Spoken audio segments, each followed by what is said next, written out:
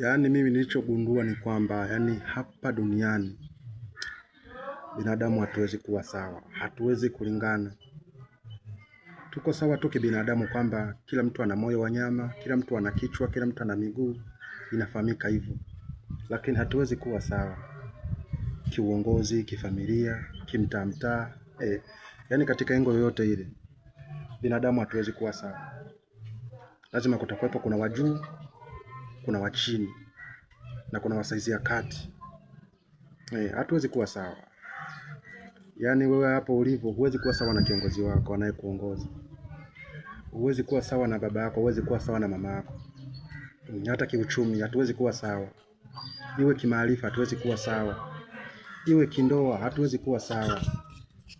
Yaani watu tuko tofauti. Yaani hata demokrasia iweje hatuwezi kuwa sawa. Hata kama kuna haki sawa kwa wote, lakini hatuwezi kuwa sawa. Hatuwezi kuwa sawa. Piga huwa garagaza, haiwezekani. Shida inakuja pale watu hawajui majukumu. Yaani watu hawajui nafasi zao.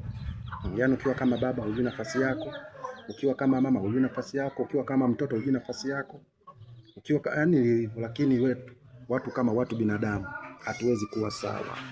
Pigana unapopigania haki, hatuwezi kuwa sawa. Inatakiwa tu kila mtu asimame kwenye nafasi yake. Yaani kila mmoja akisimama kwenye nafasi yake, kila kitu ndio kitaenda sawa. Lakini mwanamke akisimama kama mwanaume, alafu mwanaume tena asimame kama mwanamke, au mtoto asimame kama baba, baba asimame kama mtoto, haiwezekani. Mtoto abaki kuwa mtoto, mama abaki kuwa mama, baba abaki kuwa baba. Kiongozi atabaki kuwa kiongozi tu. Hawezi kuwa sawa na raia wa kawaida, haiwezekani. Yaani kiongozi mkubwa wa nchi au waziri au afisa mifugo sijui nini, hawezi kuwa sawa na raia wa kawaida, haiwezekani. Ukiwa na cheo na cheo, hawezi kuwa sawa na mtu wa kawaida, haiwezekani. Kwa binadamu hatuwezi kuwa sawa kwa namna yoyote, hatuwezi kuwa sawa. Hata ingekuwaje, hata mbinguni hakuna usawa, kila mtu anasimama kwenye nafasi yake. Mungu kiongozi na wengine wanafuata huko chini, malaika, sijui wazee 42, sijui makuhani, sijui wanafuata huko. Hakuna usawa. Usawa wa nini? Yaani mimi niwe sawa na wewe, au wewe uwe sawa na mimi? Haiwezekani. Haiwezekani. Kila mtu asimame kwenye nafasi yake basi.